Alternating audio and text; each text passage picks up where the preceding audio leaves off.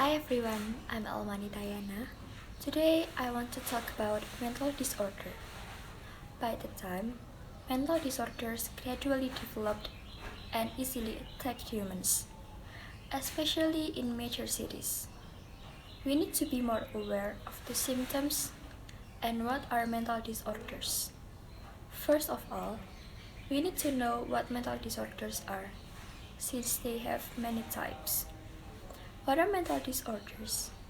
Mental disorders or mental illnesses are conditions that affect your thinking, feeling, mood, and behavior. They may be occasional or long lasting, or we can call it chronic. They can affect your ability to relate to others and function each day. What causes mental disorders? There is no single causes for mental disorders. A number of factors can contribute to risk for mental disorders, such as your genes and family history, your life experiences, such as stress or a history of abuse, especially if they happen in childhood. Biological factors, such as chemical imbalances in the brain, a traumatic brain injury, a mother's exposure to viruses or toxic chemicals while pregnant, use of alcohol or recreational drugs, having a serious medical condition like cancer, and having few friends and feeling lonely or isolated. Mental disorders are not caused by character flaws. They have nothing to do with being lazy or weak. One of mental disorders type is eating disorders. What is eating disorders? Eating disorders are behavioral conditions characterized by severe and persistent disturbance in eating behaviors and associated distressing thoughts and emotions. They can be very serious conditions affecting physical, psychological, and social function. Types of eating disorders include anorexia nervosa, bulimia nervosa, binge eating disorder, avoidant restrictive food intake disorder, other specific feeding and eating disorder, PICA, and rumination disorder. Anorexia nervosa is characterized by self-starvation and weight loss resulting in low weight for height and age. Anorexia has the highest mortality of any psychiatric diagnosis other than opioid use disorder and can be a very serious condition. Bulimia nervosa is a serious, potentially life-threatening eating disorder. People with bulimia may secretly binge eat or eating large amounts of food with a loss of control over the eating, and then purge, trying to get rid of the extra calories in an unhealthy way.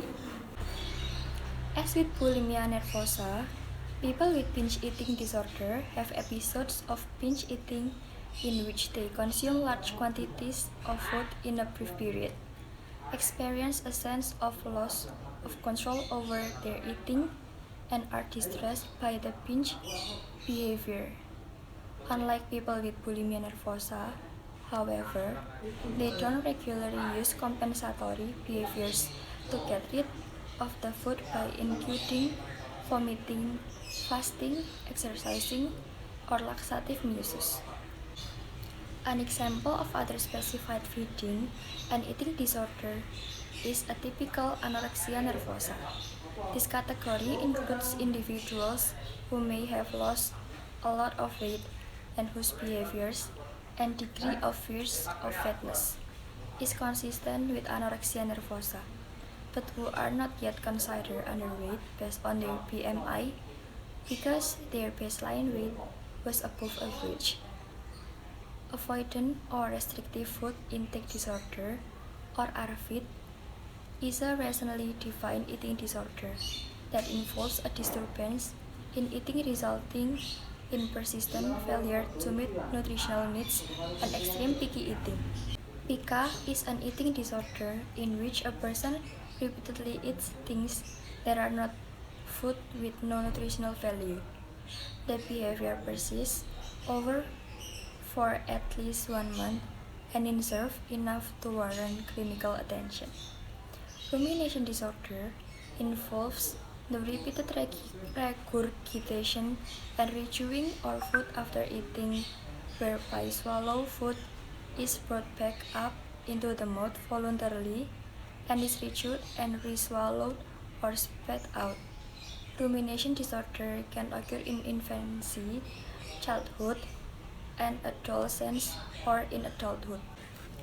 We should be alert for eating patterns and beliefs that may signal unhealthy behavior, as well as peer pressure that may trigger eating disorders. Red flags that may indicate an eating disorder include skipping meals or making excuses for not eating, withdrawing from normal social activities, persistent worry or complaining about being fat, and talk of losing weight. Frequent checking in the mirror for perceived flaws, repeatedly eating large amounts of sweets or high-fat foods, problems with loss of tooth enamel that may be a sign of repeated vomiting, leaving during meals to use the toilet, eating much more food in a meal or snack than is considered normal, expressing depression, disgust, shame, or guilt about eating habits. And there are still some other examples. Eating disorder has recently returned to netizen discussion in Indonesia, after several charges of a search event on one of the television channels were charged not to respond well, even tend to make this topic as a joke. This started when one of the contestants told her story that had suffered from mental disorders, namely eating disorder. She said that she had experienced two eating disorders, namely the desire to eat continuously, excessively, and the second had no appetite at all.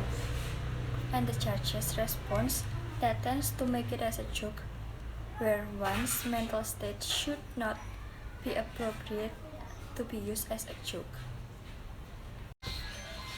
Instead of making it a joke, the judges can encourage and pay more attention to her as a common people who does not really understand how to treat people who have mental disorder.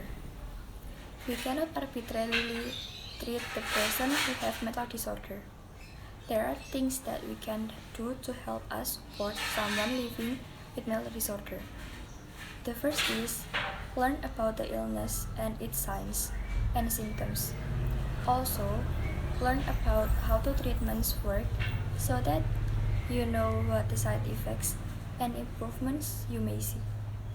The second is encourage treatment. Over to help make those first appointments with a doctor to find out what's wrong with accompany the person to the doctor. These first steps can be hard. If you don't accompany the person, write down any notes or questions either of you have in advance so that you cover all the major points. The third is help set specific goals that are realistic and can be approached one step at a time. Fourth, don't assume you know what the person needs. Ask how you can help. Listen carefully to the response. And the last is provide emotional support. You can play an important role in helping someone who's not feeling well feel less alone and ashamed. They are not to blame for the illness, but they may feel they are. Hope and encourage hope. Although some symptoms of mental disorders, especially eating disorders, can be found in ordinary people, we should not self-diagnose. If it feels like there are strange and different things, it's good to immediately check with a psychologist or psychiatrist so that if we are indeed diagnosed with a mental illness, can be treated immediately. I think it's enough for me. If there are mistakes, please be forgiven. Thank you and see you.